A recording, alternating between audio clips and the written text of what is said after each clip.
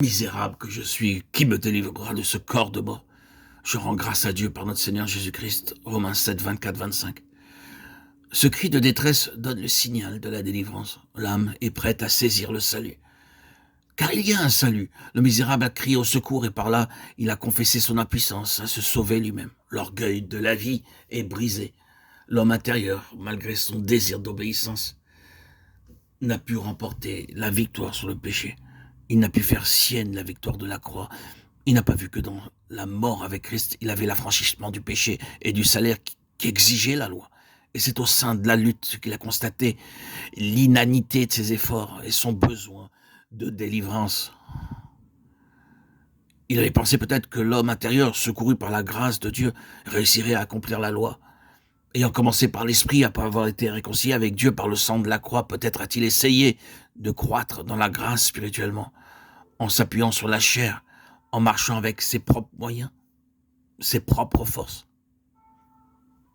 Enfant de Dieu, retourne à la croix.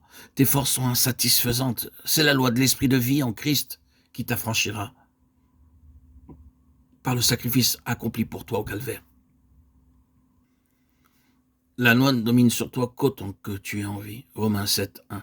Or tu es crucifié avec Christ, enseveli en sa mort. Tu es donc mort à la loi.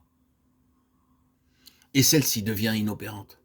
Par la foi en Dieu, par la foi en son amour manifesté en Jésus. Crois-tu cela? Colossiens 2, 12. Alors, la loi n'a plus de pouvoir sur toi puisque tu es mort. Mort à toi-même. Tu es uni à celui qui ressuscite des morts. Et tandis que tu t'abandonnes au Sauveur pour qu'il agisse en toi, la loi de l'esprit de vie qui est en Jésus-Christ affranchi du péché et de la mort. Romains 8, 2, 3.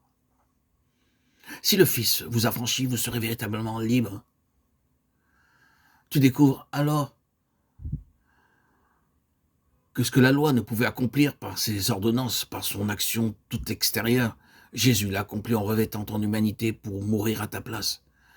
Et il l'accomplit en toi, maintenant, si tu es uni à lui, dans sa mort.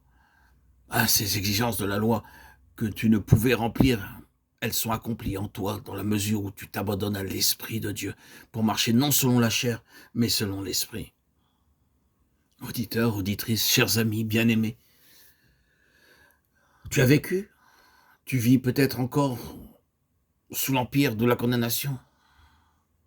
Mais si, sentant ton impuissance absolue à te sauver toi-même, tu te réfugies en Jésus, tu te confies en Dieu qui ressuscite les morts, alors il n'y a plus de condamnation pour toi. En Jésus-Christ, tu es mis en présence de cette loi de l'esprit de vie qui opère en toi instant après instant la délivrance que tu as saisie par la foi et qui t'affranchit de l'esclavage du péché. Frère, vous avez été appelés à la liberté, écrit l'apôtre aux Galates. Seulement veillez à ce que cette liberté ne devienne pas pour vous une occasion de vivre selon la chair. Galates 5, 13. Veillez soigneusement à marcher selon l'esprit. Romains 8, 5. Recherchant les choses spirituelles. Par la loi de l'esprit de vie qui habite en vous, veillez à ne pas accomplir les désirs de la chair, mais à les crucifier. Romains 8, 13. Ainsi, conduits de jour en jour par l'Esprit de Dieu, nous vivrons. La terreur de l'esclave a disparu. Nous savons que nous sommes enfants du Père Céleste, donc héritiers de Dieu, et co-héritiers de Christ, si toutefois nous souffrons avec Jésus pour être aussi glorifiés avec lui. Romains 8, 16, 17.